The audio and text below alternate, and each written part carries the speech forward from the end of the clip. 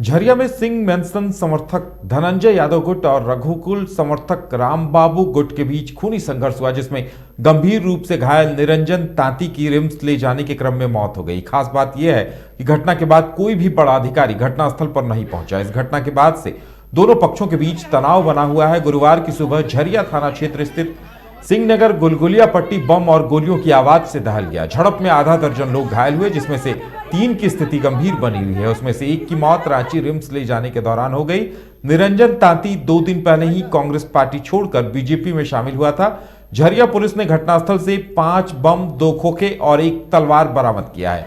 वहां खून के धब्बे भी मिले हैं। वहीं मौके पर पहुंची बीजेपी प्रदेश कार्य समिति रागिनी सिंह ने झरिया विधायक के संरक्षण में घटना होने का आरोप लगाया। आपको बता दें कि 8 जनवरी को झरिया के तीसरा में सिंह मेंसन समर्थक सोनू सिंह को गोली मारी गई थी, जिसका आरोप उन्होंने रघुकुल पर लगाया था।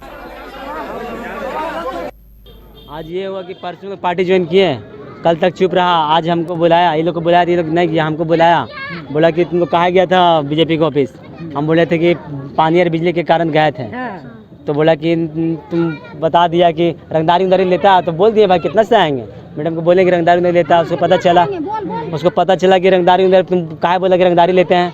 हम लोग तुम लोग इतना 2 साल से ले रहा है रंगदारी, काहे नहीं बोलेंगे। राम बाबू अधिकार, श्याम बाबू अधिकार।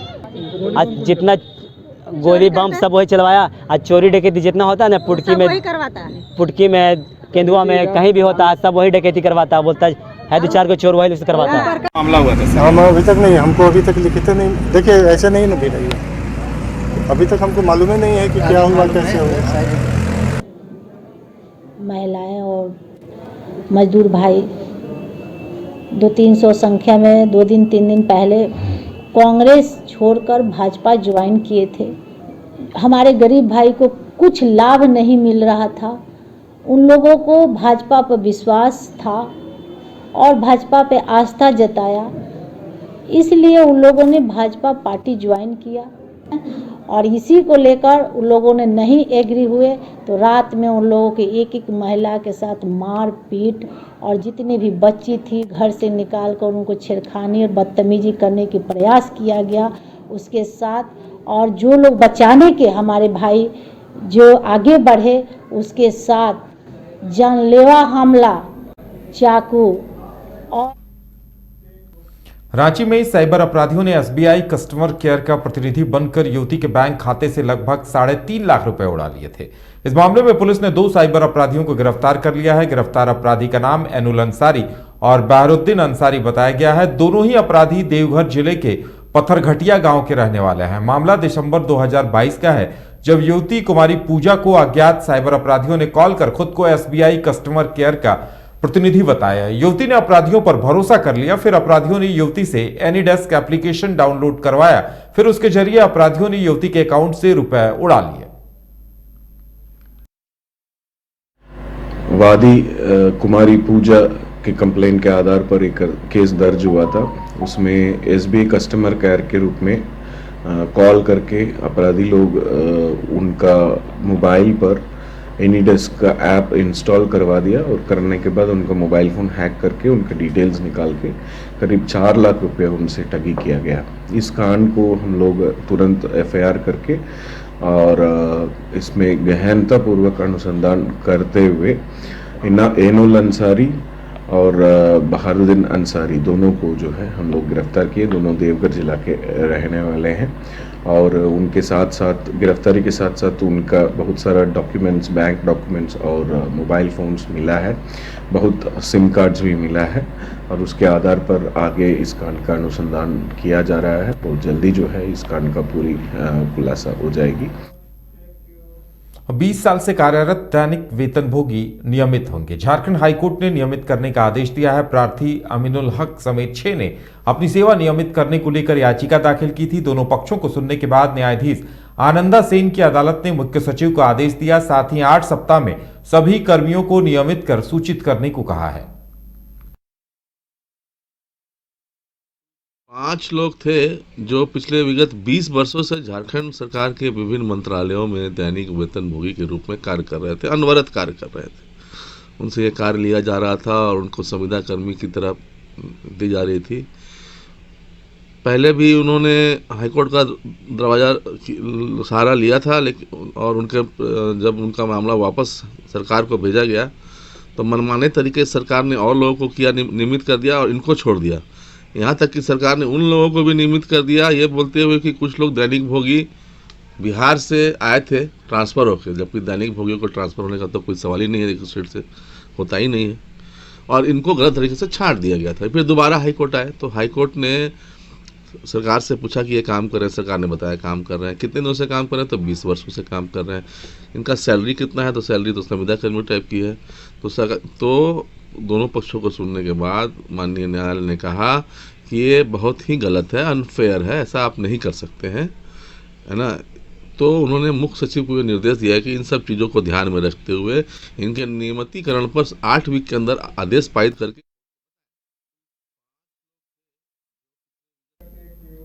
और धनबाद में जिला परिवहन पदाधिकारी ने वाहन जांच अभियान चलाया और दर्जनों वाहन जब्त कर लिए गए। इस अभियान में दर्जनों हाईवा बिना टैक्स के पाए गए। सभी हाईवा का चालान काटा गया। वहीं जानकारी देते हुए बताया गया कि ईसीएल आउटसोर्सिंग में झारखंड सरकार को बिना टैक्स पेड किए दर्जनों वाहन धड़ल्ले से क्षेत्र में दौड़ रहे हैं और उन गाड़ियों का चालान भी काटा गया है। पूर्व में ईसीएल जीएम और सीएमडी को सूचित किया गया था कि आउटसोर्सिंग में जो भी माल ढुलाई वाहन प्रवेश करते हैं उनके संपूर्ण कागजातों की जांच की जाए, उसके पश्चात ही वाहन को माल ढुलाई में लगाया जाए।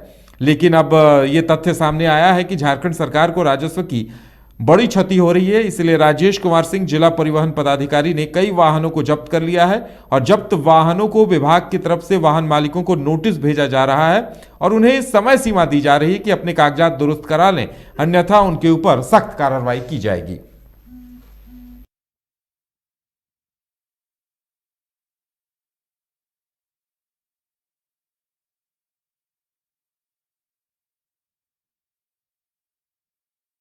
अभी आप जितने भी गाड़ियां देख रहे हैं यहाँ पर, लगभग सारी गाड़ियां का टैक्स फेल है।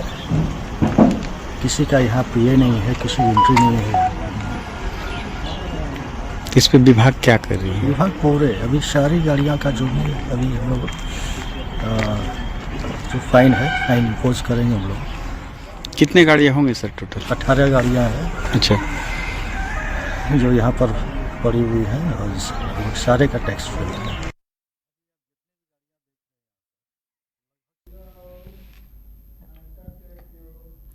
बागमारा बीसीसीएल के एरिया नंबर 5 में महापंचायत का आयोजन किया गया, जहां सीजुआ स्टेडियम में पानी, बिजली, पुनर्वास और विस्थापितों की समस्याओं को लेकर महापंचायत का आयोजन हुआ। मौके पर टुंडी विधायक मथुरा महतो, पूर्व वार्डाध्यक्ष विजय झा, बीसीसीएल एरिया 5 के महाप्रबंधक अनूप कुमार राय, पुटकी अंचल अधिकारी शुभ्रा रानी समेत कई गणमान्य मौजूद रहे, जहां इन तमाम समस्याओं को लेकर चर्चा की गई और सार्थक समाधान का आश्वासन भी दिया गया।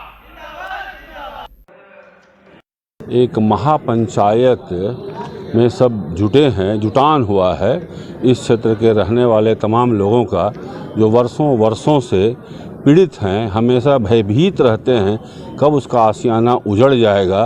आज है, पता नहीं कल रहेगा न रहेगा। यह भय के अंतर्गत जीवन जीते हैं और उनके लिए एक आज मौका मिला है, वो सुझाव दें वो क्या चाहते हैं, किस तरह उनका पुनर्स्थापन हो, बीसीसीएल का क्या सहयोग हो और जिला प्रशासन का क्या सहयोग हो, सरकार की क्या भूमिका हो और यहाँ के रहने वाले किस प्रकार से सहयोग करेंगे। इन एक विचारों का मंथन है यह महापंचायत। जमशेदपुर के पोटका में सामुदायिक स्वास्थ्य केंद्र का सांसद विद्युत वरुण महतो और विधायक संजीव सरदार ने शिलान्यास किया। लगभग 9 करोड़ 21 लाख की लागत से सामुदायिक स्वास्थ्य केंद्र बनाया जाएगा, जिसमें कुल 30 बेड होंगे। वहीं ये सामुदायिक स्वास्थ्य केंद्र बनने से आसपास के ग्रामीण क्षेत्र के लोगों को दूर जाना नहीं पड़ेगा।